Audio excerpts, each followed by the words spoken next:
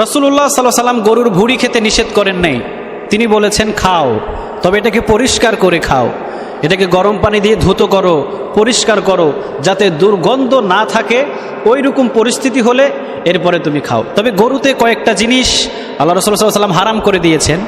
যেমন গরুর হারামকৃত, অর্থাৎ গরুর ভিতরে যে হারামকৃত কয়েকটা জিনিস, সেটা হলো রক্ত। রক্তটা হারাম করে দিয়েছেন রাসূল করিম সাল্লাল্লাহু আলাইহি ওয়াসাল্লাম, এটা হারাম। রগ, এটাও হারাম করে দিয়েছেন। এরপরে অন্ধকোষ, অন্ধকোষটা এটাকে হারাম করে দেওয়া হয়েছে।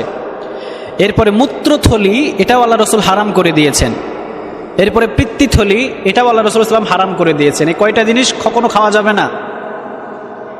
গরুর ভিতরে কয়টা জিনিস হারাম? রক্ত হারাম, রগ হারাম, এরপরে অন্ধকোষ হারাম, মূত্রথলি হারাম, পিত্তথলি হারাম। এগুলো আল্লাহ রসুল সাল্লাল্লাহু আলাইহি ওয়াসাল্লাম হারাম করে দিয়েছেন। বাকিগুলো আপনি খেতে পারবেন। গরুর ভুঁড়ি খাওয়া যাবে, এটাতে কোনো প্রবলেম নাই। আল্লাহ রসুল সাল্লাল্লাহু আলাইহি ওয়াসাল্লাম নিষেধ করেন নাই, তবে পরিষ্কার পরিচ্ছন্ন করে খেতে পারবেন, আলহামদুলিল্লাহ।